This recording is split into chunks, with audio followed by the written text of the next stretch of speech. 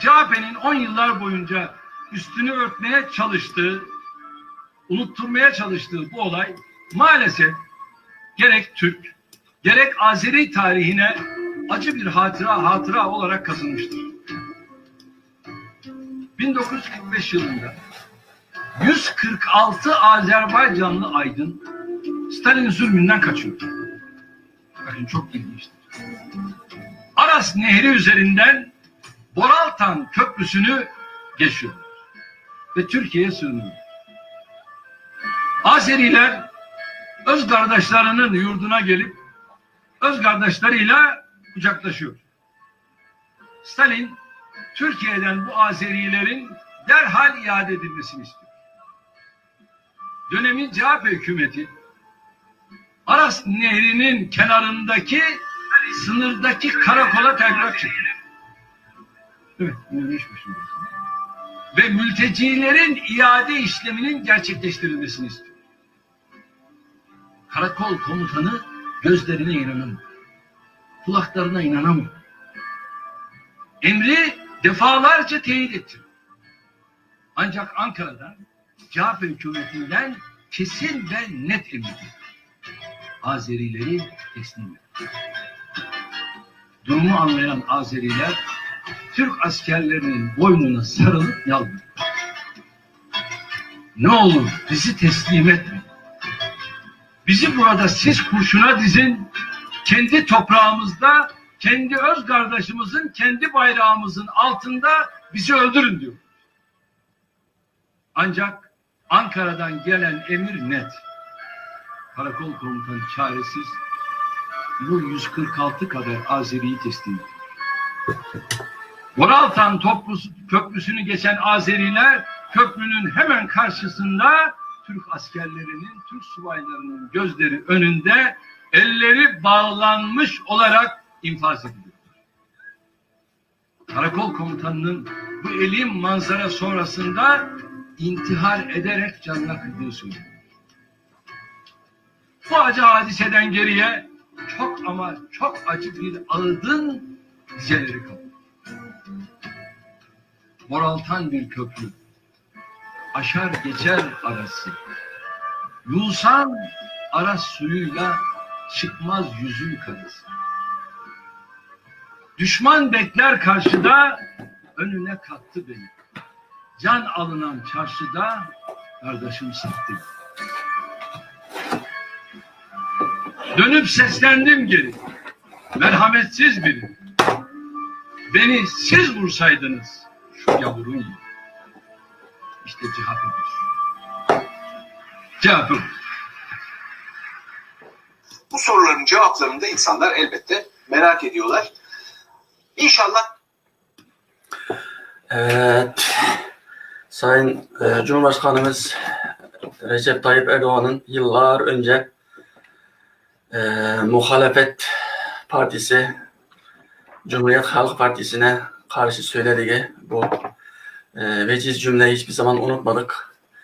Hocam hoş geldiniz bugün bize. Zaman ayırıp öncelikle bir akademisyen olarak ve bir hukukçu olarak şu an işte Doğu Türkistan'dan gelip Türkiye'ye gelen Uygurlar var. Onların konularına değinmişsiniz, kafa yormuşsunuz. Bu bizi sevindirdi. Bugün bu konu üzerinde sizinle konuşmak, sizin duygu düşüncelerinizi almak ve aslında tavsiyeleri dinlemek için programa davet ettik. Bizi kırmadınız hocam. Buyurun Profesör Doktor İlyas Doğan'ı Uygurlar kısaca bir tanıyalım. Kendinizden bahseder misiniz hocam? Konuya girmeden önce. Öncelikle iyi yayınlar diliyorum. Türkiye'den, Ankara'dan Finlandiya'ya Uygur kardeşlerimize çok selam ediyorum. Ankara'da güneşli bir gündeyiz ama muhtemelen Finlandiya'da o kadar güneş olmayabilir kış mevsimi itibariyle. Onun için buradaki aydınlığın sizi de aydınlatmasını diliyorum. Sağ olun. Sayın Cumhurbaşkanı'nın yapmış olduğu konuşma son derece isabetli. Bir Türk devletini yöneten bir devlet adamının yapması gereken bir konuşma. Tabii Boraltan Köprüsü faciası bizim tarihimizde, yakın tarihimizde hep duyduğumuzda başımızı mahcup bir şekilde öne eğdiğimiz, kardeşlik hukukuyla açıklanamayacak ciddi bir hatadır. Ancak şunu unutmamak gerekir ki 1945'te dünyada yeni bir düzen oluşmaktaydı ve Türkiye o zaman komşusu Sovyetler Birliği'nin açık bir tehdidiyle karşı karşıyaydı. Hatta o dönemde Stalin Türkiye'den Kars, Ardahan ve Erzurum gibi Türkiye'nin güney, kuzeydoğu illerini kendisine bırakılmasını talep etmişti. Dolayısıyla Bora yağısı bir bakıma o andaki, o zamandaki Türk devlet yöneticilerinin bir nevi çaresiz kalmalarının da sonucunda verdikleri bir karardı. Ama bizim tarihimizde bir leke olarak yerini almıştır bu karar. O 150'ye yakın Azerbaycan Türk'ü kardeşimizi buradan rahmetle anıyorum. Gelelim günümüze. Günümüz Türkiye'si 1945'lerin Türkiye'si değil. Şu anda Türkiye bölgesinin en güçlü ordusuna sahip, en güçlü devleti. Dolayısıyla şu anda Uygurlarla ilgili bir iade talebi geldiğinde Türk devletinin yöneticileri daha rahat bir şekilde karar verebilecek durumdadırlar. Türkiye güçlü bir devlet olarak ve Türk tarihinin geleneksel töresine uygun olarak kendisinden yardım isteyen, mülteci demiyorum Uygurlar için, onlar siyasi sığınmacıdır. Çünkü Doğu Türkistan'da kendi yurtlarına sahip çıkmaya çalıştıkları için Çin devleti tarafından suçlanmaktadırlar ve onların hayatı ciddi tehdit altındadır. Bu nedenle mültecinin bir ötesi siyasi sığınmacıdır Türkiye'ye gelen Uygurlar ve Türkiye tarihinde, Türk tarihinde devlet çok zayıf olsa bile kendisine sığınanları asla iade etmez. Unutmamalıyız ki Osmanlı Devleti zamanında Macar siyasetçilerini, İsveç Krallığını hep düşmana teslim etmemek üzere gerektiğinde savaşı bile göze almıştır. Bugün şartlar daha farklı. Türkiye Çin'le komşu değil. Dolayısıyla Türkiye'nin Çin'le savaşa girmesi gibi bir olasılık da söz konusu değil. Ama Türkiye'nin şu andaki en güçlü Türk devleti, bağımsız olanlar arasında en güçlü Türk devleti olarak kendisini yurt belleyip, kardeş belleyip gelen Uygur Türklerine kucak açması ve onları koruması doğal bir beklentidir.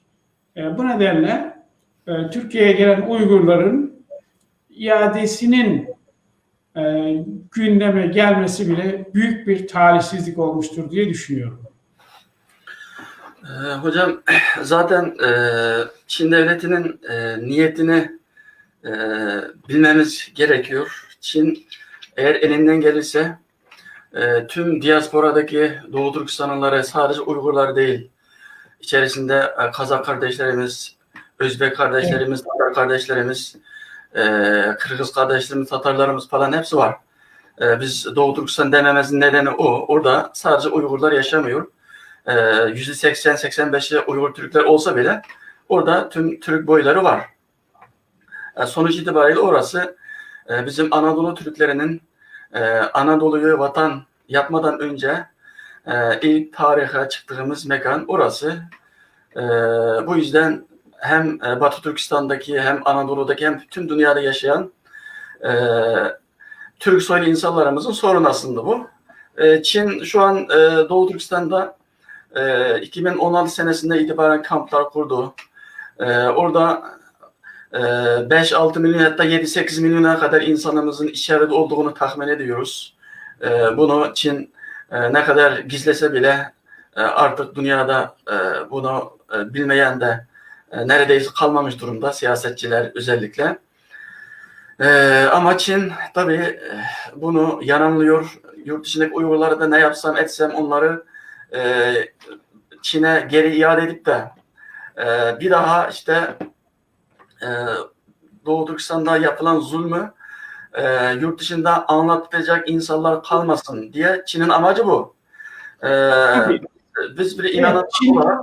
Çin zaten diaspora Uygurlarını Çin'e götürmek isteyişi onları sevdiğinden değil, kendi işlemekte olan soykırım ve insanlığa karşı suçu dünyaya ifşa ettikleri için, duyurdukları için bundan rahatsızlık duymaktadır. Yoksa Çin'in istediği aslında Doğu Türkistan'sız bir Doğu Türkistan. Yani Uygurların, Kazakların, Tatarların yaşamadığı bir Doğu Türkistan istiyor Çin. Ama şu anda da oradaki milyonlarca insan toplama kamplarında, ceza kamplarında tutulmaktadır. Hepimizin bildiği gibi. Bütün dünya kamuoyu şu anda en az Yahudi soykırımı kadar Uygurlara karşı gerçekleşen soykırım ve insanlığa karşı suçlardan haberdar olmuş durumda. Bu tabii Çin için müthiş bir imaj kirlenmesi. Dünya halkları karşısında Çin'in görüntüsünün lekelenmesi anlamına geliyor. Çin bundan dolayı da Uygur Türklerinin Doğu Türkistan'dan ayrılanların geri götürülüp orada bulunanlar gibi gene aynı ceza kamplarına mahkum etmeyi amaçlıyor. Tabii bu anlamda hem Avrupa'daki Doğu Türkistanlıların hem de Türkiye'deki Doğu Türkistanlıların dünyaya sürekli olarak bilgiler aktarmaları, orada yaşanan facia, orada işlenen suçları duyurmaya çalışmaları, Çin'in kişisel kanaatimce Çin Uygur diasporası bu şekilde devam ettikçe dünyaya karşı rezil olmaya devam edecek. Hocam zaten biz kendimizi bildik bileli Çin devleti Doğu Türkistan'ı en son 1949'da işgal ettiğinde sınırı tamamen kapatmış. İşte belki siz çok iyi biliyorsunuz İsa Yusuf Alettin'in rahmetli, Mehmet İmi Buğra, bunlar Çin'e direnemeyeceğini anlayınca bunların işte o Doğu Türkistan'ın ileri gelenlerin bir kısmı diyor ister ölelim ister kalalım biz mücadelemizi burada sürdüreceğiz diyor ama İsa Yusuf Alettin'le Mehmet İmi Buğra onlar nur için yazsınlar. Bunlar daha önce yurt dışına gittikleri için yurt dışında da bu davanın sürdürülmesi gerektiğini düşünüyor ve bir şekilde yurt dışına gidiyor. Ve işte Hindistan, Pakistan, Suudi Arabistan derken en sonun dönemin Türkiye Dışişleri Bakanlığı devreye giriyor ve oradaki Doğu Türkistanlıların çoğunu Türkiye'ye getiriyor. Ve o günden itibaren İsa Yusuf Alettin, Mehmet İmi Buğra ta ömrünün sonuna kadar Türkiye'de elinden geldiğince bu davayı anlatıp işte sizin gibi büyüklerimiz, şu an siyasette olan bir sürü büyüklerimiz ve hatta Sayın Cumhurbaşkanımız Erdoğan bile yakından biliyor. Hatta Sayın Erdoğan'ın İstanbul Büyükşehir Belediyesi Başkanı iken işte Sultanahmet'teki bu Gökbayrak'ın indirilme olayı var. Ondan sonra işte Cumhurbaşkanımızın İsa Yusuf Alettin rahmetli olduğu zaman evine gidip Fatiha okuma olayları biliyoruz yani zaten bu olayı en iyi şekilde bilenler bizim şu an Cumhurbaşkanımız. Evet, ve, tabii. Yani az önceki videoyu izlemesinin sebebi ama şimdi durumlar değişti, konjonktürü değişti, Çin gittikçe büyüdü. Gittikçe işte ister Türkiye'de, ister Avrupa'da, ister Amerika'da tüm dünyada etkisi gittikçe artıyor bunu. Sırf yani burada bir gün kalıp da Türkiye şöyle böyle diyenler de var ama biz katılmıyoruz. Çünkü Türkiye bizim milli devletimiz. Türkiye bizim devletimiz. Biz Türkiye devleti vakasını tüm Türkistanlılar olarak hep isteriz. Çünkü başka seçenek de yok zaten. Ne kadar Türkler bunun başı sıkışmışsa hep Anadolu'ya gelmiştir. İyi ki Türkiye Cumhuriyeti Devletimiz var. Yalnız 2017 senesinde Çin'in işte değişik hangi konjonktürde bu anlaşmalar yapıldığını bilemeyiz. Ama bizim bilebildiğimiz kadarıyla işte 2017'de Çin'le suçluları iade olayı anlaşmalar falan yapılıyor, imza atılıyor. Bunu da Çin geçtiğimiz günlerde tekrar işte parlamentodan geçirdi. Çin tarafı. Çin'e bakılırsa ne zaman işte Türkiye'de ufak bir olay oldu mu Uygurların ister tutuklamasıyla ilgili ya da işte atıyorum işte Anasol Dev hükümeti falan var 90-95 yıllarında. O zaman Gök Bayrak'ın yasaklanma olayı vardı. Ondan sonra işte Türkiye'de hiçbir toplantıya Türkiye bürokratlarından kimsenin gitmeyeceğiyle ilgili yasalar da vardı Türkiye'de. O dönemden de geçti Türkiye. Ona da Doğu Türkistan'da Çinliler hep propaganda yapardı. Bakın derdi. Senin güvendiğin Türkiye var ya derdi. Seni işte Uygurlara karşı şöyle yapıyor, böyle yapıyor. Türkiye'de de yasal değilsiniz falan. Ama Allah'a şükür şu an Türkiye'de bizim Türkiye Cumhuriyet Hükümeti'nin son hükümetin müsaade ettiği derneklerimiz falan var. Buna da şükür. Yalnız bugünkü konumuz şu. İşte durup dururken bazen Uygurların yakalandığı haberleri duyuyoruz. Ondan sonra ben bir Uygur Türk'ü olarak bazı insanlardan şöyle haber alıyorum. Diyor ki ya diyor yarın benim ne olacağım belli değil diyor. Ben işte yalnız yaşıyorum. Ben diyor işte ya filan yere çalışıyorum ama gece yarısı acaba beni mi tutuklarım falan gibisinden insanların böyle korkusu var. Ama hocam sizin bir hukukçu olarak sizin gözünüzden bunu dinleyelim. Bu nasıl bir olaydır? Buyurun. Evet. Tabii ben üniversite öğrencisiyken rahmetli İsa Yusuf Alptekin Bey'i İstanbul'daki yerinde, vakıfta sürekli ziyaret ederdim. O zaman tanışmıştık kendisiyle. Bir Türk büyüğü olarak onun görüşlerini dinlemiştim. Dinleme fırsatı olmuştu. Bu anlamda bir hakkı teslim etmek gerekiyor. Eğer İsa Yusuf Alptekin'in o vizyonu olmasaydı şimdi belki Doğu Türkistan'daki tablo çok daha kötü olabilirdi. Çünkü dışarıya zaten Doğu Türkistan'ın denize kıyısı olmadığı için dünyanın farklı bölgelerinden yardım alması, destek alması oldukça zor. Orada olup bitenlerin dünyaya duyurulması da bu anlamda zor. Sizlerin İsa Yusuf Alptekin'in izinden giderek Doğu Türkistan dışında özgür ülkelere yerleşmiş olmanız bu anlamda Doğu Türkistan'da işlenen suçların örtbas edilmesini engelleyen bir faktör. Öncelikle bunu tespit etmek gerekir. Ben de Türkiye'deki Uygur gençlerini tanıdıkça gelecekle ilgili olan ümidim giderek artıyor. Çünkü en az 2 dil biliyorlar. Hepsi çok iyi. Üniversite eğitimi almışlar. Aydın insanlar. İşte sizlerin oradaki faciayı dünyaya duyurmak ve engellenmesi için üstlendiğiniz bu görevi, bu şerefli görevi, bu onurlu görevi sürdürmeniz çok güzel bir şey. Oradaki insanlar en azından kendilerinin unutulmadığını biliyorlar. Dünyanın onların uğradığı haksızlıkların farkında olduğunu biliyorlar. Şimdi gelelim Türkiye'ye. Türkiye'de tabii yani tam rakamları ben bilmiyorum. Belki Uygur STK'ları daha iyi biliyorlardır ama 30 bin civarında Uygur Türk'ünün İstanbul'da, çoğunluğu İstanbul'da olmak üzere Türkiye'de yaşadığını söyleyebiliriz. Son 2-2,5 ay içerisinde Uygur Türklerine karşı gece baskınları şeklinde gözaltına almalar yaygınlaştı.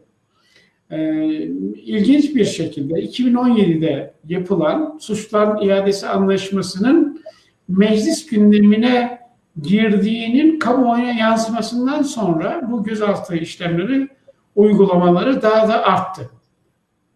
Ve yapılan şey hiç Türkiye'ye yakışmayan şekilde gerçekleşiyor. Bunu açıkça söylemek gerekiyor.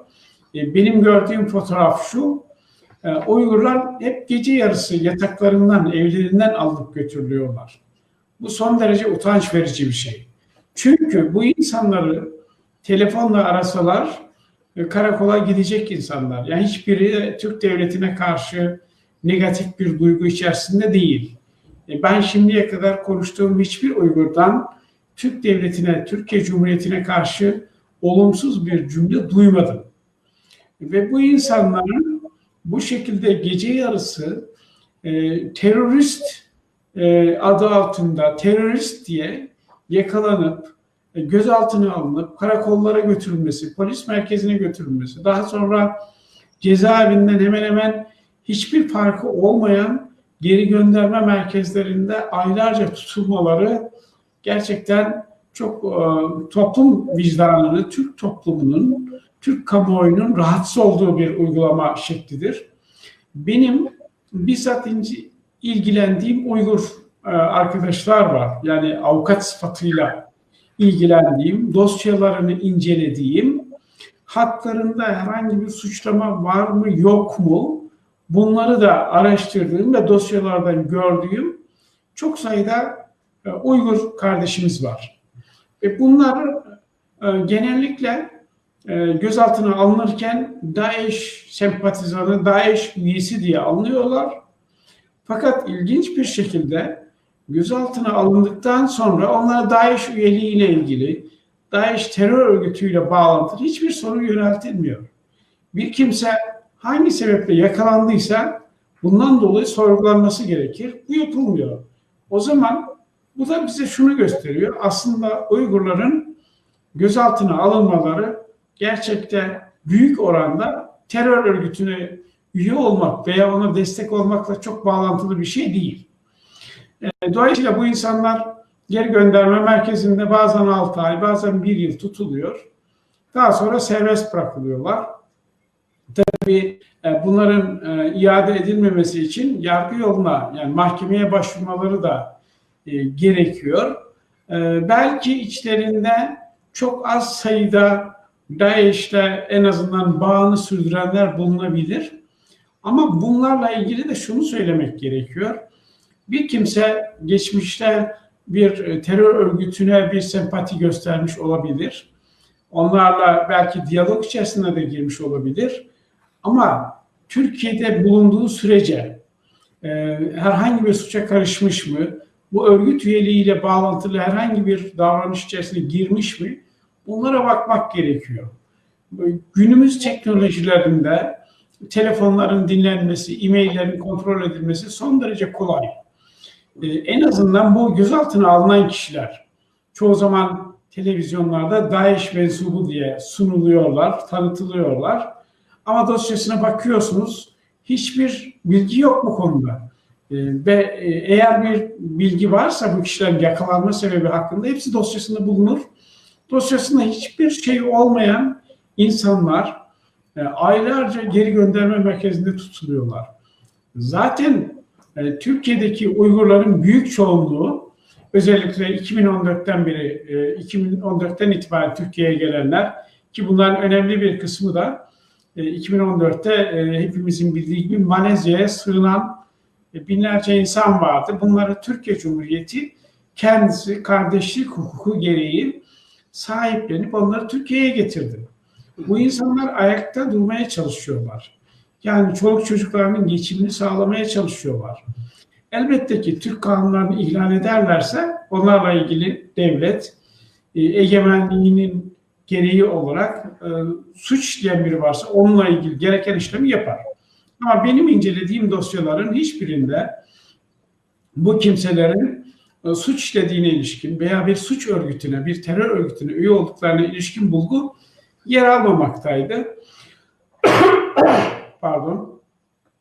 Tabii Uygurların şöyle bir özelliği var, Türkiye'deki Uygurların.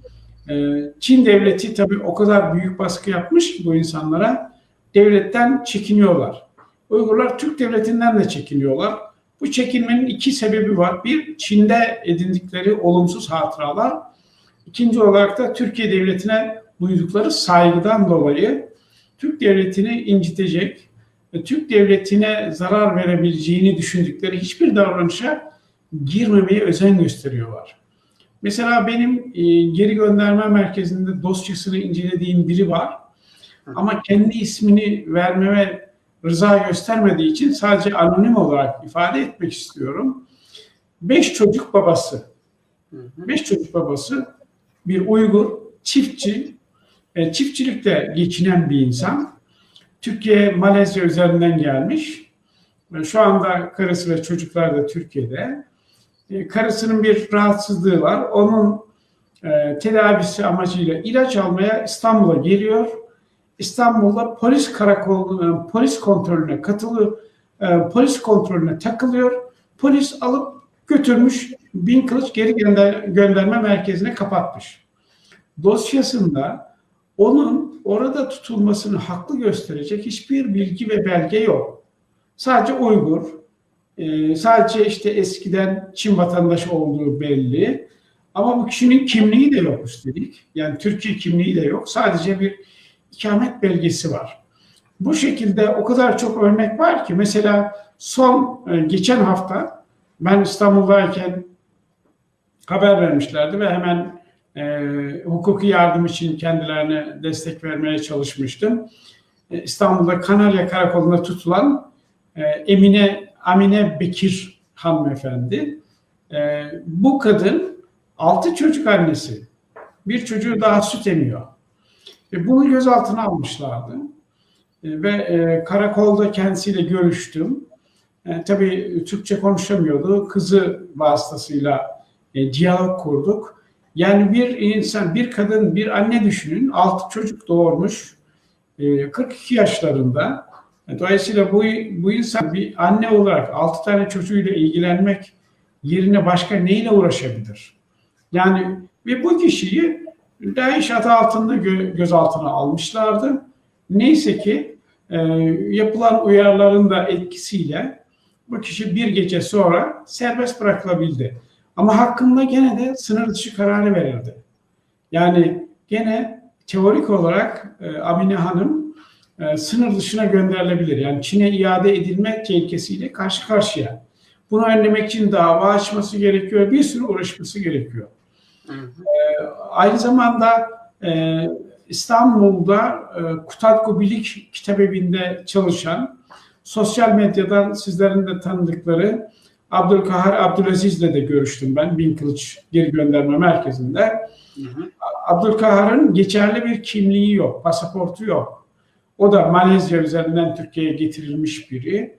Düşünün ki aradan 3 hafta geçmiş, hala bir avukata bile ulaşamamış. Bu insan orada kimi kimsesi olmadan tutuluyor. Dolayısıyla buna benzer çok fazla kimi kimsesi olmayan Uygurlar çok fazla geri gönderme merkezinde uzun süre tutuluyorlar. Bu tabii Türk toplumunun da zaman zaman tepkisine yol açıyor. Türkiye'nin bu konuda özellikle son 2 aydaki uygulamaları şöyle bir kuşkuyu uyandırıyor ister istemez. Yani acaba iade anlaşmasını onaylamanın psikolojik atmosferini oluşturmak için mi bu derece yaygın gözaltı işlemleri uygulanıyor?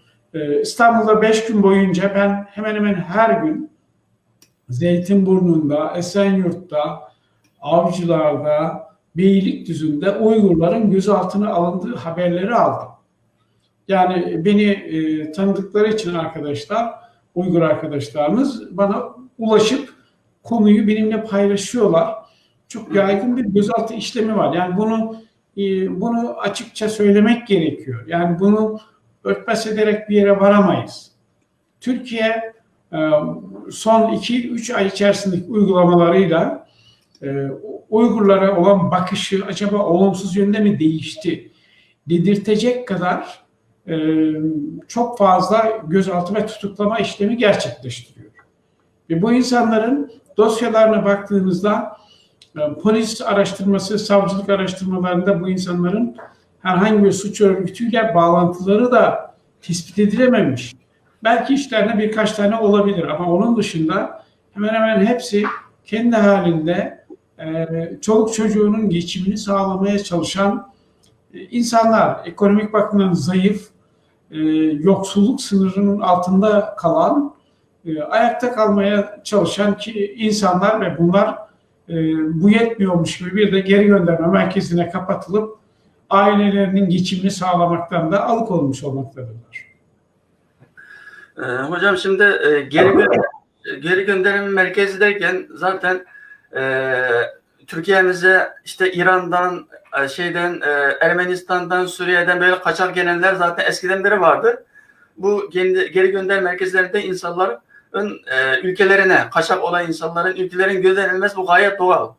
Ama Uygurlara gelince konu değişiyor çünkü geri gönderim merkezine gidenler şu ana kadar her ne kadar Allah'a şükür bizim bildiğimiz kadarıyla Çin'e teslim edilmese bile şu an bize gelen haberlere göre bazı insanlar tutuklanırken mesela 2 gün önce polisimiz hemen soruyor. Ya seni Çin'e göndereceğiz. Şimdi bu laf onları o kadar perişan ediyor ki ya gerçekten beni gönderecek galiba diye. Bunlara yayılıyor. Tüm diasporadaki Uygurlar acaba diyor yakında işte Türkiye Büyük Millet Meclisi'ne gelecek olan bu Çin'le Türkiye'nin suçluları iadesi acaba meclisten geçer mi ya da gönderim ihtimali olabilir mi ya da hani bir yanlışlıkla gönderildi gibi olay olur mu diye çok endişeli. İnşallah bu önümüzdeki dönemde meclise geçecek olan bu olay geçmez. Çünkü biz Türkiye Büyük Millet Meclisi'ndeki milletvekillerinin böyle bir şey imza atacağını düşünemeyiz. Çünkü imza atsa Doğu Perinçek gibi böyle yani Çin'le iç içe olan insanlar ister ama onlar da biliyorlar ki bu Uygurlar Çin'e eğer iade edilirse zaten bunların hayatı bitti. O yüzden şayet insanoğlu eğer suça karışmışsa Türkiye Cumhuriyeti Devletimiz büyüktür. Türkiye kurallarına göre ne işlem yapılacaksa onlar cezasını bunu çeksin. Bizim insanlarımız buna razı. Hocam bu Uygurların durumuna değindik ama Uygurlar bundan sonra ne yapmalı? Tamam biz sürekli bu davayı anlatıyoruz. Sosyal medya üzerinden paylaşıyoruz. Ulaşabildiğimiz medyalar kanalıyla gündeme geldi. Hatta Amerika'daki Trump hükümetinin Dışişleri Bakanı bile görev süresi bitmeden bir gün önce bir açıklama yaptı. Bu tüm dünyada yankı buldu. Dedi ki şu anda Çin'in Uygurlar yapmış olduğu soykırım dedi. Ve yeni hükümet de bunun üzerinde devam edecek. Çünkü bu bir insanlık soykırımı yani o Doğu Türkistan'da şu an devam eden bu olay için bir Müslüman olmak ya Türk olmak gerekmiyor. Zaten bir insan olmamız yeterli. Yani bizim fitretimiz haksız yer yani orada Doğu Türkistan'da yaşayan insanların hepsi böyle dindar ya hepsi milli değerlerine saygılı insanlar değil. Bakıyoruz adam 30-40 sene Çin'e memur olarak çalışmış. Hatta Komünist Parti üyesi bu adamlar. Tamam mı? Onların şu an içeride olduğunu görüyoruz. Yani bu şunu ispat ediyor ki yani Çin artık tüm Doğu Türkistan halkını bitirmeye azimli. Zaten bizim elimizdeki gelen bilgilere göre çok korkunç planlar var Çin'e. Yani orada Doğu Türkistan'sız bir Doğu Türkistan yaratmak sonra yani Doğu Türkistan davasını savunacak insan da kalmasın. Tümden biz burada Çinliler sadece onlar yaşasın. Amacı bu zaten. Allah-u Teala onların bu kötü amaçlarını inşallah kursağında bırakır. Çünkü böyle zulümler Firavun da tarihte böyle şeyler yaptığını biliyoruz ama hiçbir zaman amacına ulaşmamış. İşte 2. Dünya Savaşı'ndan önce Hitler'in yaptığını biliyoruz Yahudilere karşı. Ama bu sefer bizimkisi o geçmiştekinden çok kat daha fazla. Düşünebiliyor musunuz? Yani bir insanın evinden işte Uygur kitap çıkmasının suç olduğu ya da işte konuşurken selamünaleyküm ondan sonra sabah şerefiniz hayrola demesi bu bile suç yani. Böyle bir ülkenin sisteminden bahsediyoruz. Evet, Uygurların bir kere Türkiye'deki Uygurlar için söylüyorum. Birbirleriyle olan haberleşme, iletişimini canlı tutmaları gerekiyor. Çünkü herhangi bir şekilde gözaltına alındığında bir kimse onunla ilgili hukuki yardımda bulunulması, sosyal medyada duyurulması bütün bunlar hep bir şeyi gerektiriyor. Yani bir diyalog gerektiriyor. Onun için Uygurlar kendi aralarında geniş bir telefon, irtibat ağı kurmalıdırlar. En azından aynı mahallede olanlar birbirleriyle sürekli haberleşmelidirler. Çünkü biri gözaltına alındığında o gözaltına alınmayan kişiler bunu duyurmak suretiyle avukatların yardımından yararlanma, işte Uygur STK'larına haber verme gibi işleri yapmalıdırlar. Kimsesi olmayan, çevresiyle sosyal iletişimi olmayanların gözaltına alınmasından kimsenin haberdar olması da mümkün olmayabilir. Onun için Uygurların kendi aralarındaki iletişimi daha aktif hale getirmeleri gerekir ki herhangi bir yanlışlık olmasın.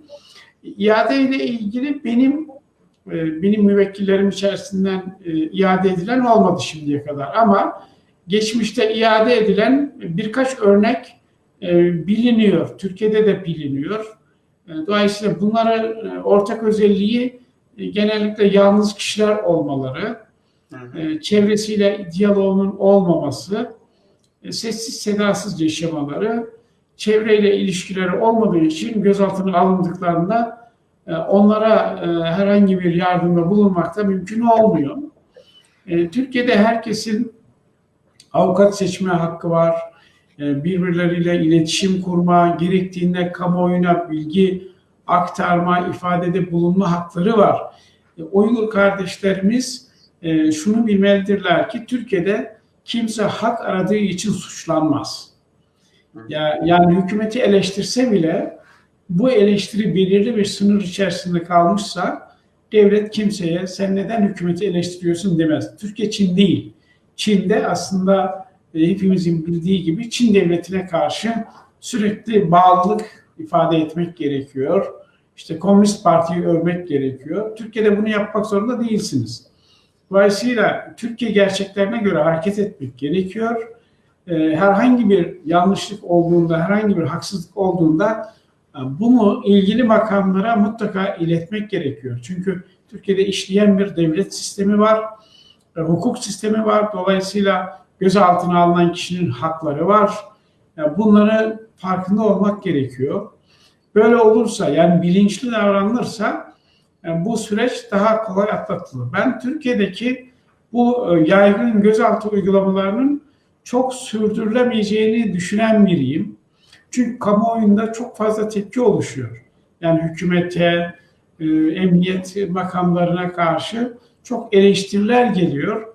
Bu eleştiriler haklıdır da şiddete bulaşmamak şartıyla hükümeti eleştirmek gayet meşrudur Türkiye'de. Onun için Uygur kardeşlerimizin bu konuda çok çekingen olmalarına gerek yok. Şimdi başka bir olay var. Mesela diyelim ki bizim Türkiye'ye sıkışmış olan yağda işte 2014'lerde, 2015-16'larda işte Çin'in aslında Çin pasaport kısıtlamasını eskiden beri yapıyordu. Ama ne zaman ki işte bu Suriye'de IŞİD meselesi çıktı, Çin orada bir takım insanlarımızın oraya gitmesini isteyerek aniden pasaport verme olayını çıkardı. Biz de şaşırdık. Hatta ben 2014'te benim akrabalarıma telefonda dedim ki ya dedim bu bir fırsat. Yarın ne olacağı belli değil. Hemen pasaport alın gelin. Benim akrabalarım gitti polis merkezine. Bizim hiçbir sülaleye o zaman bile pasaport vermedi. Sonra oraya gidenlerin zaten bir kısmı Türkiye'de, bir kısmı Avrupa'ya geldi de yurt dışına çıkanların o pasaportla. Ama şu an Türkiye'deki sıkışıp kalan Uygurların birçoğunun pasaport süresi bitmiş durumda. Mesela atıyorum siz eğer bir Han Çinlisi iseniz Çin devleti zaten pasaportunuzu uzatır normal. Ama eğer bir Uygursanız, eğer bir Kazak Türk iseniz Doğu Türkistanlı hemen sana pasaport vermeyiz demez. Der ki şunu getir bunu getir. Ondan sonra der uzatır ama onu vermemek için elinden gelen her şeyi yapar. Öyle yani pasaporta müracaat alamayan bir sürü insan zaten var. Bunu demeye de gerek yok. Evet. Türkiye'deki Uygurların büyük bir kısmı bu durumda zaten. Geçerli pasaportları yok. O yüzden Türkiye'den ayrılmalar da pek mümkün değil. Yapılması gereken en doğru şey bence Türkiye'de bulunan Uygurların Türk vatandaşlığına kabul edilmeleri. Türkiye için bu zor bir şey değil. Türkiye aşağı yukarı 1,5-2 milyon Suriyeli mülteciye doğrudan Türkiye pasaportu verdi, Türk vatandaşlığı verdi. Bu insanların hiçbiri Türkçe bile bilmiyor. Bir Uygur Türkiye'ye geldiğinde gene günlük hayatını sürdürecek kadar, anlaşabilecek kadar Türkçe'ye vakıftır. Türkçe kullanabiliyor.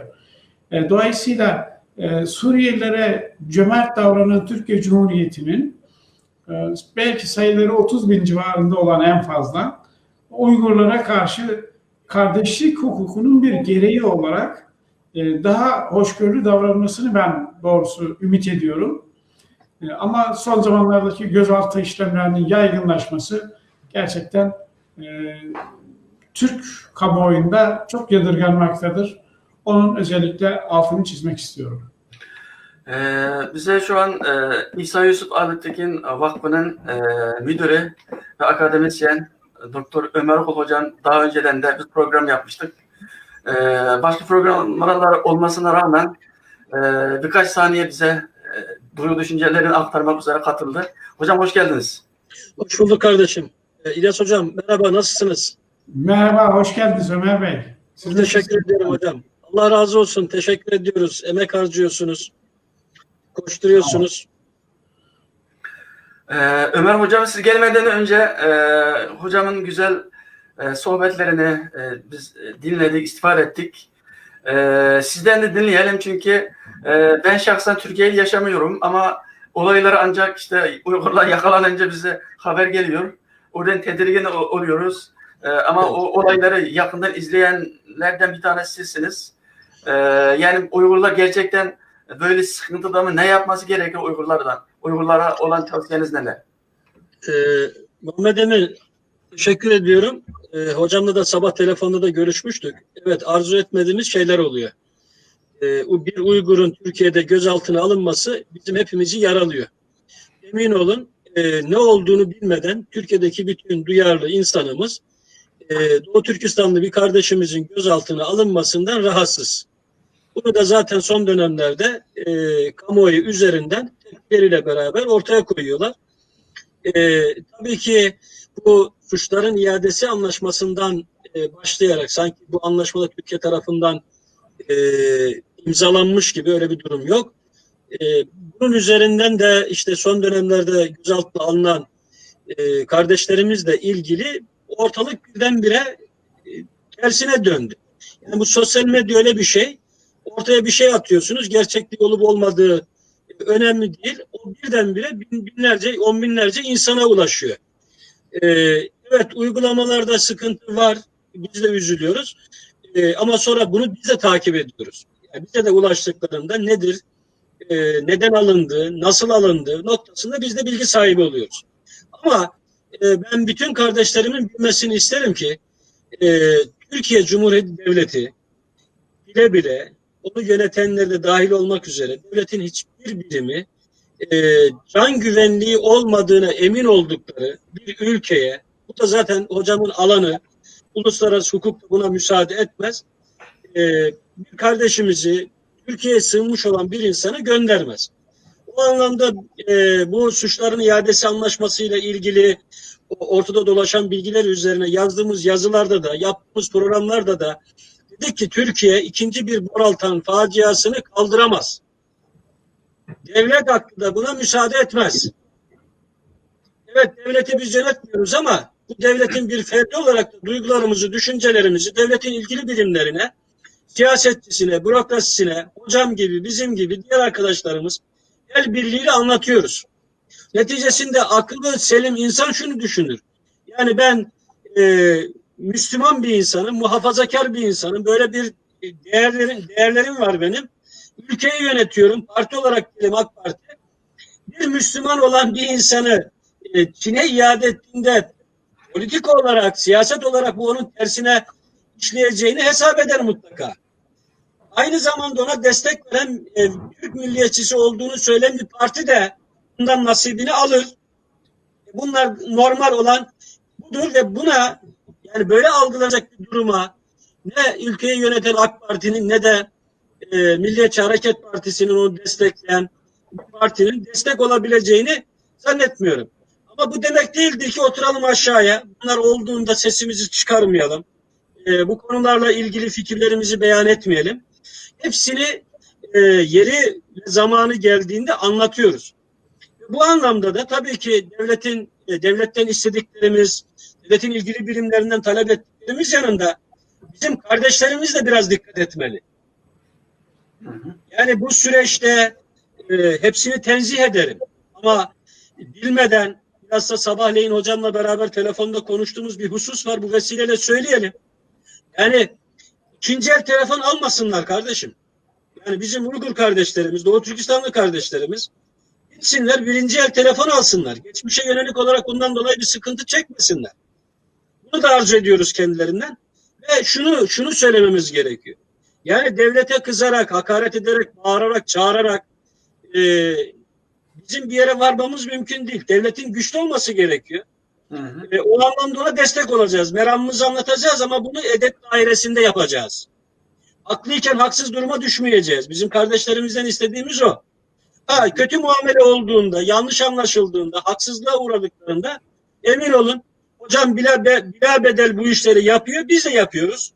Bize ulaştıklarında onların haklarını onlardan daha fazla savunacağımızı, dile getireceğimizi hepsinin bilmesini arzu ediyorum ben. Bu anlamda yani şu anda şöyle kamuoyunda şöyle bir şey var. Bir tarafta sanki hükümet veya da devlet kötü şeyler yapıyor. Ona karşı sessiz kalan bir kesim var. Bir de ya bunlar sessiz kaldıkları için bunlara biz her türlü şeyi söyleyelim. Her türlü hakareti yapalım. Eleştirelim başka, hakaret yapmak başka. Yani Türkiye ile Uygurların arasının bozulması, Türkiye'deki Uygurların devlete şüpheyle bakması veyahut da acaba sorusunu sorması sadece ve sadece Çin'in işine gelir. Bu anlamda oturacağız. Biz aklı selim hareket edeceğiz. Devletimizin ilgili birimlerini, emniyeti, siyasileri bu konularda uyaracağız. Niyetlerimizi, düşüncelerimizi onlara söyleyeceğiz. Onlardan da bu niyet ve düşüncelerimize dair hareket etmesini, adım atmasını bekleyeceğiz. Onun için hocam da sağ olsun bu konuya gönül vermiş olan, yapıcı olan herkese kapımız açık. Ama art niyetli olanları da göreceğiz. Onlarla da teşriki mesaimize dikkat edeceğiz. Onun için son olarak yani 2 dakika sonra başka bir programa gitmek zorundayım ama ben kardeşlerimden hususiyetle devletimize güvenmeye, bu anlamda sıkıntı çektiklerinde teşkilatlarla olabilir, bizlerle olabilir, hocamla olabilir, irtibata geçmeye onları davet ediyorum. Ve inanıyorum adım Ömer'se bu devlet, Türkiye Cumhuriyeti Devleti Çin'e bir Doğu Türkistanlı kardeşimizi iade etmez. Hele son dönemde yaşananlardan sonra artık bu anlamda Çin'in neler yaptığı bu kadar kamuoyu tarafından bilindikten sonra bunu yapacağına ben ihtimal dahi vermiyorum. Bu anlamda da diyorum ki bu ülke, bu devlet 2. Boraltan faciasını bu millet kaldırmaz. Devlet de buna göre adım atar. Umarız hocam zaten Doğu Türkistanlılar zaten Türkiye'mizin onları iade edeceğine zaten inanmıyorum ama Çin'de durmadan işte ne yapsam diyor. Uygurları Türkiye'den ayrılsam ya da karşı karşıya getirsem diye amaç zaten bu. Bizim teşkilatlarımız özellikle Türkiye'dekiler buna dikkat ediyor. Biz buna inanıyoruz ama biz bir Doğu Türkistanlı olarak yani bir sivil toplum kuruluşu olarak yurt dışındaki biz devletimizden bizim duygularımızı, düşüncelerimizi, temennilerimizi belirtelim. Umarız böyle bir şey yaşanmaz. Çünkü devleti yönetmek kolay değil. Yani bir devletin oradaki devlet yöneten yöneticilere hangi konjonktürde hangi anlaşmaları imzaladığını biz bilemeyiz. Dolayısıyla yani muhalefetteyken ahkam kesmek, onları çok sert bir şekilde eleştirmek kolay. Göreceğiz inşallah. Eğer diğer ileriki seçimlerde hangi parti olursa olsun bu Uygur meselesi... Mehmet Emin kardeşim, Doğu Türkistan davası partiler üstü davadır. İsa Evet. Yusuf Altekin ve onun mücadele arkadaşları Türkiye'ye geldiklerinden bu yana bu meseleye böyle bakmışlar. Bu mesele parti meselesi değildir. Bu bir millet meselesi, bir devlet meselesidir. 1950'lerde devlet nasıl bakıyorsa yine öyle baktığına inanan birisi. Onun için devlet hakkının buna müsaade etmeyeceğine, öyle bir şeyin gerçekleşmesi durumunda bunun AK Parti'ye de MHP'ye de zarar vereceğini herhalde onlar da bizim kadar görüyorlardır bu işi. Yani. Bunun için ben diyorum ki bütün kardeşlerimden beni tanıyan, ya bu bir şey söylüyorsa bu arkadaş bu konuları az buçuk bilir, buna güvenmek lazım diyen varsa duysun sesimi ve desin ki ya Türkiye Cumhuriyeti Devleti Uygur kardeşine, Doğu Türkistanlı kardeşine sahip çıkar. Milletiyle çıkar, devletiyle çıkar, bürokrasisiyle çıkar. Ama diğerisini ayrı konuşalım. Çin'in meramının ne olduğunu biz çok iyi biliyoruz. Çin Türkiye Cumhuriyeti'nde yaşayan illegal, legal, işte ne bileyim ikametli vatandaş o ister ki devletle karşı karşıya gelsin. Bunun için uğraşıyor. O zaman bizim de ona çanak tutmamamız lazım. Bunu anlatmaya çalışıyorum. Zaten biz de sürekli diyoruz Uygurlara, tamam mı? Ya kılık kıyafetinize önem verin. Öyle dağdan gelen gibi öyle Marksist gibi sakalları dolaşmayın. Yani Türkiye Anadolu halkımız kabul edeceği bir şekilde, tamam mı? Öyle dolaşın. Çinlilerin telefonlarını kullanmayın. Onlarla yakın ilişki kurmayın diye zaten yıllardan beri bizim duyarı teşkilatlarımız bunu söylüyor. Evet. Ama ne yazık ki bunlar sadece yani biz görünürüz, tamam şu an tutuklananlar, yakalananlar IŞİD'le alakası olabilir diye öyle biz öyle duyduk, öyle düşündük ama yani insanlar sanmasın ki her Uygur'un onları irtibatı. Hayır, değil. Yarın bir gün bakarsanız şu an Çin kendi adamları kanalıyla bir sürü Doğu Türkistan davasını destek veren mesela şu an Yücel Tanay diye bir kardeşimiz var, sağ olsun. Yıllardan beri Türk dünyasıyla ilgili yazılar yazıyor. Onu da mahkemeye çıktığını biliyoruz. Ondan sonra Türkiye'deki Dünya Uygur Kurultayı Başkan Yardımcısı Sayın Doçent Doktor Erkin Ekrem'e yıllar önce birisi mesela mahkemeye verdi. Yani mahkemeye veriyor ama onlar rahat. Mahkemeye gitmek gelmek kolay mı? Yani böyle yani Çin her yönüyle saldırıyor. Oradaki Uygurların davasını ya da orada haksızlığa uğrayanların kim gündeme getirirse hemen zıp diye onu mahkemeye verelim. Rahmetli İsa Bey demişti ki düşman büyük, düşman kavi ama biz bu mücadeleden vazgeçmemeliyiz. Uyanık olmalıyız. Bize kim nasıl vurabilir, bizi nasıl kötü duruma düşürebilir bunlara karşı bizim bilgili, tedbirli olmamız gerekiyor. Bu mücadeleyi hep beraber yapacağız. Yani Yücel Tanay'ı da ben de tanırım, değerli bir dostumdur. Hocam onun avukatlığını da yaptı. O anlamda ben diyorum ki gelin hep beraber bu devlete güvenmeye devam edelim kardeşlerim. Ama sıkıntı olduğunda bunun eleştirisini hakaret etmeden, küçük düşürmeden, itibarsızlaştırmadan neyse edebince beraber hep beraber bunun mücadelesini verelim. Bugüne kadar verdik, bugünden sonra da vereceğiz. O anlamda herkes bizim gibi de yapsın demiyoruz ha. Yani bizim yoğurt gidişimiz böyle, başkası başka bir şey yapabilir. Ama bir tek arzu ettiğim benim Doğu Türkistanlı kardeşlerimiz geçmişte olduğu gibi bugün de yarın da bu ülkeye güvenmeye devam etsinler.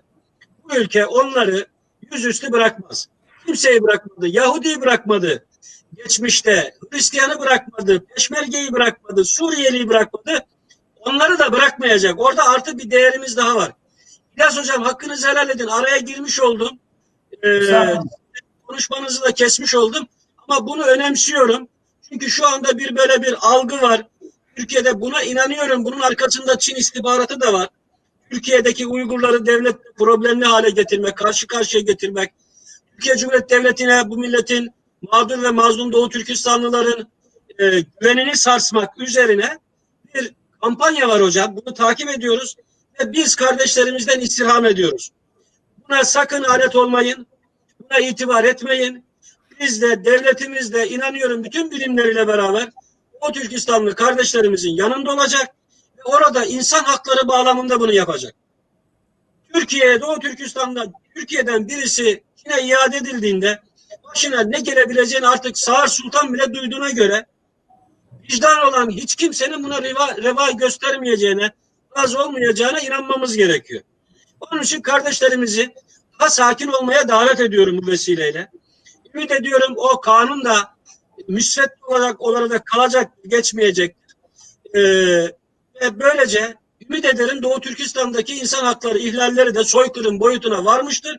Onlara karşı da bütün dünya el birliğiyle beraber çözüm üretir. O noktaya gelmişi bir millet yok ediliyor. Bunu söyleyeceğiz. Bunun mücadelesini vereceğiz. Ama haklıyken haksız duruma düşmeyeceğiz.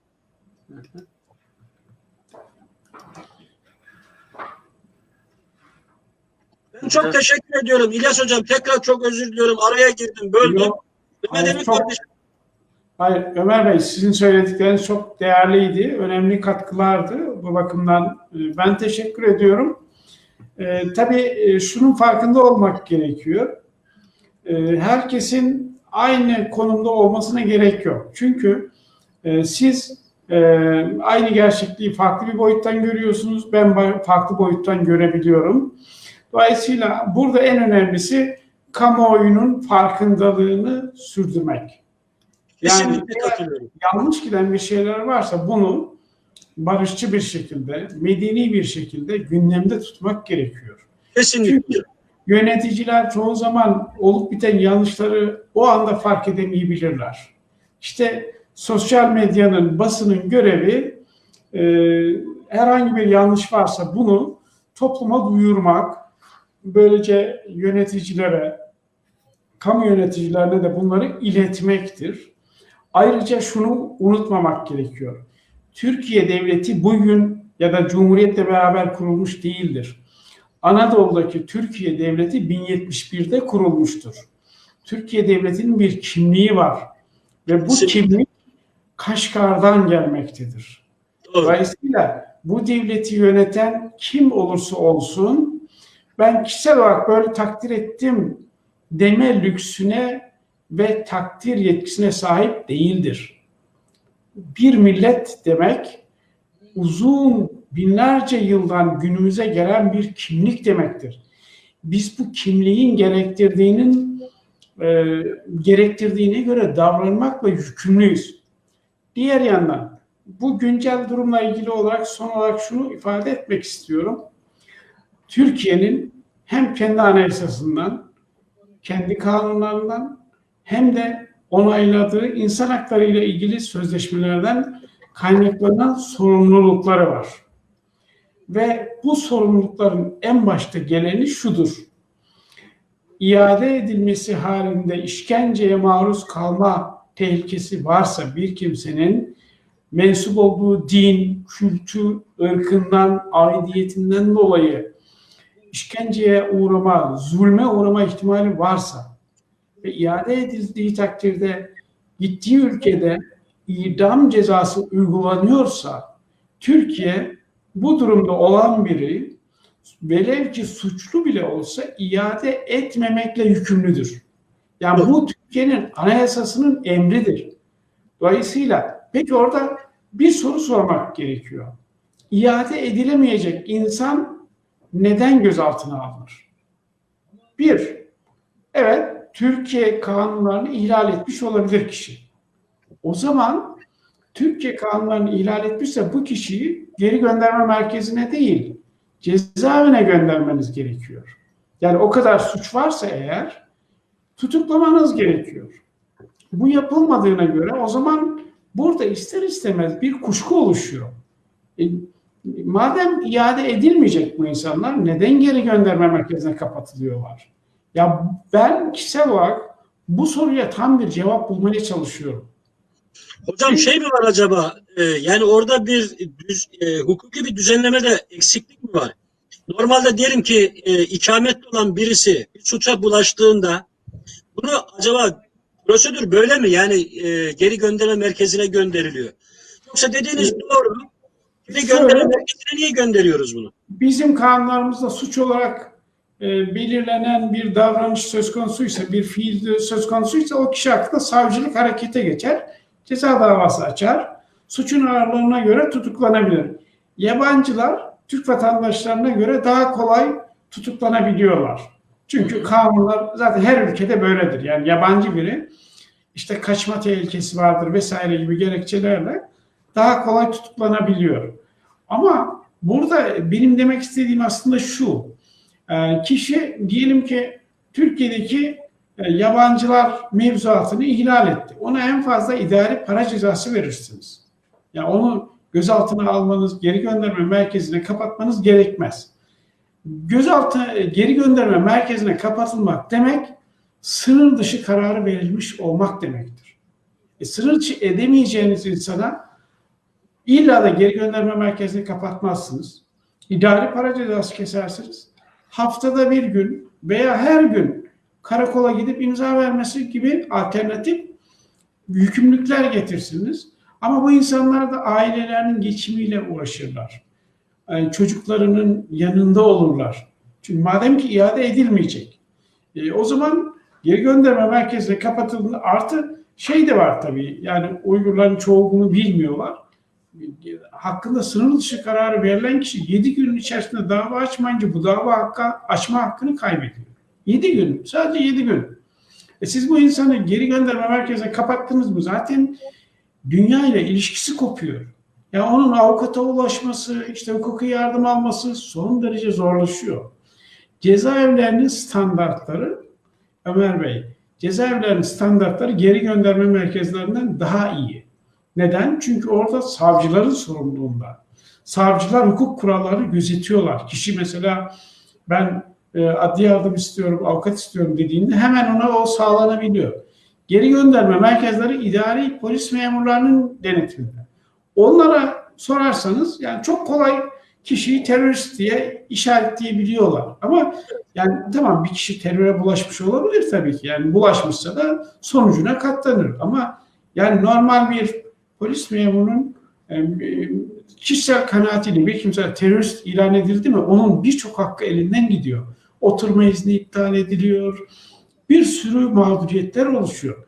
Yani zaman zaman bu hukuksuzluklarla ilgili, uygulamadaki eksiklerle ilgili biz de gerekli yerlerle konuşuyoruz. Yani göç idaresiyle de konuşuyoruz veya bunu siyasilere diyoruz ki burada bir uygulamada bir sıkıntı var. Bunu çözmemiz lazım. Sizin bu dediklerinizin hepsi çok önemli. Aslında bunlarla ilgili bizim hukuki anlamda bir çalışma yapıp bunu raporlaştırıp gerekli düzenleme yapılacak yerlere ulaştırmamız lazım. İkinci bir husus da hocam ben ayrılacağım ama şunu ifade edeyim. Ya bu anlamda bazen bizim kardeşlerimiz alındığında bir gün sonra haberimiz oluyor diyelim. O arada şunu söyleyelim. İlla bizim olmamız gerekmiyor. Bir şekilde Doğu Türkistanlı teşkilatlara ya da diyelim yurt dışında olsanız bile Mehmet Emin gibi kardeşlerimize ulaştığında onlar bizi haberdar etsinler. Bu anlamda gönüllülük esası üzerine biz onlarla ilgilenecek avukatlarımızı da gönderiyoruz. Yani herhangi bir karşılığında herhangi bir maddi beklenti olmadan durumlarıyla ilgili müdahale edebileceğimiz arkadaşlarımızı da gönderiyoruz. Bu anlamda o zaman diyelim ki bu vesileyle ya başınıza bir şey gelirse bizi haberdar edin. Yani evet o çok önemli. Geçin.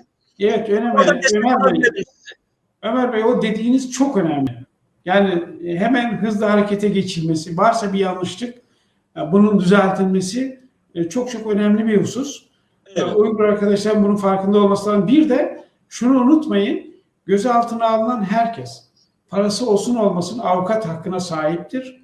Üstelik benim ekonomik durumum kötü dediğinde ona devlet ücretsiz avukat sağlamakla yükümlüdür. Bizim kanunlarımızda o tür avukatların ücretlerini devlet ödüyor. Dolayısıyla bunların özellikle bu tür hakları talep etmek gerekiyor. Çünkü işin içine avukat girdiğinde haksızlığa uğrama ihtimaliniz düşer. Çünkü avukat kuralları gözetmek görevli bir kamu görevlisidir. Dolayısıyla sizin bütün haklarınızı herhangi bir avukat çok rahat bir şekilde dile getirir.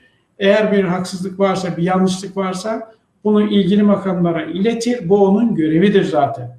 Onun için Uygurların biraz da Doğu Türkistanlı kardeşlerimizin biraz da Türkiye'deki kanunlar konusunda biraz bilgilenmeler lazım. Türkçeyi öğrensinler. Ben bazılarına rastlıyorum 5 yıldır 6 yıldır Türkiye'de tek kelime Türkçe konuşamıyor. Olmaz ama yani en azından günlük hayatınızı böyle zorunlu ihtiyaçlarınızı karşılayacak kadar Türkçe öğrenmelisiniz. Ki bir haksızlığa uğradığınızda sesinizi duyurabilirsiniz. Hocam sorun işte Çin okullarına gitmiş. O yüzden Türkçeden uzak kendi Uygurcasını bile zar zor konuşanlar var. O yüzden yani olmazsa yani tuhaf bir şey hem Türkistan diyeceksin hem Türkiye Türkçesinden en azından yani normal konuşmayı anlamayacaksın. O yani Uygurlar da kabul ediyor. Evet. Hocam ben müsaadenizi istesem özrümü kabul edin lütfen. Tabii, biraz da. Tabii estağfurullah ne demek. Bütün dinleyicilerimize, kardeşlerimize tekrar selam ediyoruz. Müşteri olsunlar. Hep beraber bu mücadeleyi el birliğiyle, birlik içerisinde yürütmeye devam edeceğiz. Onun için biz devletimize güveniyoruz. Devletimiz bizi mağdur etmeyecek, mahcup da etmeyecek. Ona inanıyoruz. Müsaadenizle ben ayrılıyorum. Saygılar sunuyorum herkese. Hocam hayırlı Peki akşamlar. efendim. Teşekkür ederim. İyi günler diliyorum efendim. Sağ olun. Evet Mehmet Bey. Hocam sizin şu an ben ekrana sizin Avrupa İnsan Hakları Sözleşmesi hukuku kitabınızı ekrana getirdim de biz Uygurlar zaten hakkımızı en iyi şekilde kanun yoluyla koruyabiliriz. Az önce bahsettiğiniz gibi bu yakalanan Uygurlar 7 gün içerisinde avukat aracılığıyla gerekli mercilere başvurması gerekir. Eğer 7 gün sonra başvurursa bunun zamanı geçer. Mealen bir şey söylediniz. Bunu biraz açar mısınız? Diyelim ki mesela Türkiye'de Evet. babası yok. Yalnız yaşayan bir şahıs. Yakalanmış. Bu ne yapacak? Şimdi şöyle, öncelikle bu 7 gün içerisinde dava açmanın önemi şu. Dava açtığınız anda sınır dışı işlemi durduruluyor. Dolayısıyla idare mahkemesinde dava açıldığında oradaki dava bitene kadar geri göndermek mümkün değil. Diyelim ki idare mahkemesi tamam gönderilebilir dedi. Anayasa Mahkemesi'ne başvurmak gerekiyor. Bunlar da tabii sadece avukatlar yapabilir. Yani tutulan bir kimse bunu yapamaz. Onun için avukat çok önemli diyorum ya. Anayasa Mahkemesi'ne başvurduğunda Anayasa Mahkemesi karar verinceye kadar o kişi gene Türkiye'den gönderilemez. Diyelim ki Anayasa Mahkemesi de olumsuz bir karar verdi. Tamam bu kişi gönderilebilir dedi. O zaman Avrupa İnsan Hakları Mahkemesi'ne başvurmak gerekiyor. Bütün bunları ancak avukatlar yapabilir. Avrupa İnsan Hakları Mahkemesi'ne başvurulduğunda Avrupa İnsan Hakları Mahkemesi zaten otomatikman işkence ve idam cezası olan bir ülkeye kimse iade edilemez şeklinde içtihadı var, kararları var. Bu bakımdan 7 günü kaçırma halinde de bizim mahkemelerimiz şöyle davranıyor. Kişinin durumuna bakıyor. Yani mesela kişi yabancı olduğu için evet bu 7 gün içerisinde imkanları olmamıştır diye daha önemli bir hakkı korumak için bu 7 günü görmezden gelebiliyor. Yani 7 gün geçti her şey bitti diye düşünmemek gerekiyor. Ama yani bir an önce dava açılması kişinin serbest bırakılmasının da daha erken gerçekleşmesini sağlayacağı için önemlidir. Tabii ben bir insan hakları hocası olarak bu gözaltına alınan kişilerin hem gözaltı sırasında haklarının gözetilmesini hem de gereksiz gözaltına alınması halinde tahliye olduktan sonra, serbest bırakıldıktan sonra bu kişilerin devlete tazminat davası açma hakları da var. Yani diyelim ki kişi DAEŞ'çi diye ihbar edildi diye gözaltına alındı. Daha sonra hiç böyle bir şey olmadığı ortaya çıktı. O zaman bu kardeşlerimiz devlete dava açıp manevi tazminat istemelidirler. Eğer maddi bir kayba uğramışlarsa, mesela işletmesi var, işletmesi kapanmış, bu tür durumlar varsa devletten maddi tazminat da isteyebilirler. Bu haklarını bilmeleri gerekiyor. Bu hakları istediği için Türkiye devleti kimseyi yadırgamaz. Yani sen niye devlete dava açtın demez. Bundan korkmasınlar. Türkiye'de hak aradığı için mağdur olan kimse yoktur. Yani hakkınızı sonuna kadar takip etmeniz gerekiyor. Yani dilekçe vermek, talepte bulunmak, dava açmak bunlar suçlama sebebi değil. Türkiye bir hukuk devleti. Onun için Uygur kardeşlerimizin bunların farkında olmaları gerekiyor. Bu tür haklarınızı kullanmaktan çekinmeyin. Ve tabii şu var, eğer maddi durumunuz zayıfsa ki büyük çoğunluğu öyle zaten. Benim şimdiye kadar gözaltına alınıp da maddi durumu iyi olanını hiç görmedim. Bu da normal. Çünkü kişi 5 sene önce Türkiye'ye gelmiş. İstanbul gibi pahalı bir şehirde yaşıyor. Dolayısıyla ekonomik durumunun zayıf olması anlaşılır bir şeydir. Bu ayıp bir şey de değil. Normal bir şey yani.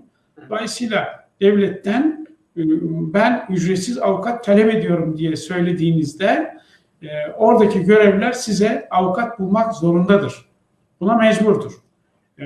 Avukat bulduğunuzda zaten avukat haklarınızı gerektiği şekilde savunacaktır. Özellikle bunu vurgulamak istiyorum. Hocam sağ olun. Diyelim ki mesela Avrupa Birliği öyle bir şey olmaz da bana gelen bilgilere göre işte bazı kardeşlerimiz böyle yanlışlıkla yakalanıyor. Aradan 2 ay 3 ay geçiyor. Pardon diye salıveriliyor. O geri geldiğinde iş yerleri kapanmış. Aile sorunları var. Öyle olan insanlar da var. Böyle insanlar diyelim ki bir daha öyle şeylerin yaşanmaması için Avrupa İnsan Hakları Mahkemesi'ne başvurmak isterse nasıl başvuracak Türkiye'de ikamet eden birisi? Önce Türkiye'deki mahkemelere başvurması gerekiyor. Hı hı. Anayasa Mahkemesi kararı alması gerekiyor. Anayasa Mahkemesi eğer mağduriyetini gidermemişse, onun taleplerini karşılamamışsa o zaman Avrupa İnsan Hakları Mahkemesi'ne gidilebilir. Bunun ancak bir avukat vasıtasıyla yapabilirler. Kendilerinin yapması zor. Avrupa İnsan Hakları Mahkemesi'ne Türkçe dilekçe yazmak mümkün. İlk dilekçeyi Türkçe yazabilirsiniz. Ama mesela Çince veya Uygurca yazamazsınız. Çünkü Avrupa Konseyi devletlerinin hiçbir resmi dili Uygurca veya Çince değil. İngilizce yazabilirsiniz, Türkçe yazabilirsiniz, Bulgarca, Yunanca bile yazabilirsiniz. Ama Çince ve Uygurca Avrupa İnsan Hakları Mahkemesi'nde kullanılan bir dil değil, bilinen bir dil değil. Onun da farkında olmak gerekiyor. Tabii hak aramak biraz yorucu bir şeydir. Yani hak talep ettiğinizde onu sabırla takip etmeniz gerekiyor. Talep etmeniz, istemeniz gerekiyor. Biraz zaman alır ama hak eninde sonunda teslim edilir yani. Mesela var, diyelim ki kişi gözaltına alındı, daha sonra serbest bırakıldı ama ikamet izni iptal edildi. Davayı kazandıktan sonra göç idaresine başvurup o daha önceki ikamet iznini geri istemesi gerekiyor bu durumda olan kardeşlerimizin. Bunların hep bilincinde olmak gerekiyor. Evet hocam, yavaş yavaş programımızı sonuna geldik diyebiliriz programımızın. Başka eklemek istediğiniz bir şey varsa son olarak. Eklemek istediğim şu, özellikle Türk vatandaşı olmayan Uygur arkadaşların birbirleriyle sıkı bir iletişim içerisinde, haberleşme ağı içerisinde olmaları gerekiyor. Ki herhangi bir gözaltına alındığında, herhangi bir haksızlığa uğradığında hemen harekete geçirebilsin. Birbirleriyle olan irtibatlarını sıkı şekilde sürdürmelidirler. Tabii Türk kanunlarına uygun davranmak gerekiyor. Kılık kıyafet olarak, davranış olarak da Türk toplumunun desteğini alacak şekilde davranmak en iyi tavsiyeler arasında söyleyebilirim yani. Evet, ben az önce onunla ilgili bir şey söyledim. Bir kardeşimiz bana hemen karşı çıkmış. Evet, bizde de bizim özellikle bu Avrupa'da yaşayan insanlarımız bazen garipseniyor böyle kara çarşaf bürünmeyi, ondan sonra böyle IŞİD'lerin hani şekli gibi giyinmeyi, hayır öyle yapmayın diyor ama kimilerinde bunu ikna edemeyiz. Yalnız biz elimizden geldiğince kimsenin öyle zor durumu düşmesini istemeyiz. Kardeşlerimiz dikkatli olsunlar. Hocam eğer böyle zor durumlu kanallar size ulaşırsa siz de elinizden gelen yardım yapar mısınız? Evet tabii her zaman gereken yardımları yaparız. Her türlü yardıma da hazırız. Uygur kardeşlerimiz kendilerini yalnız hissetmesinler. Bir de unutmasınlar, Uygurların şu andaki durumuna destek veren hangi toplum kesimleri? Bunu da özellikle farkında olmak gerekiyor. Ne yazık ki Türkiye'de muhafazakar çevreler Uygurlara destek vermediler hiçbir zaman. Hep seküler dediğimiz belki bir kısım Uygur kardeşlerimizin şüpheyle karşıladıkları, yaklaştıkları toplum kesimleri Uygurların insan haklarına daha fazla sahip çıkıyorlar. Bunun da farkında olmak gerekiyor. Tamam hocam. Bizi kırmadınız. Bugün 1,5 saate kadar vaktinizi ayırdınız bizim için. Sağ olun, var olun. Çok teşekkür ediyorum. İyi günler diliyorum. Herkese sağlık diliyorum. Sağ olun hocam.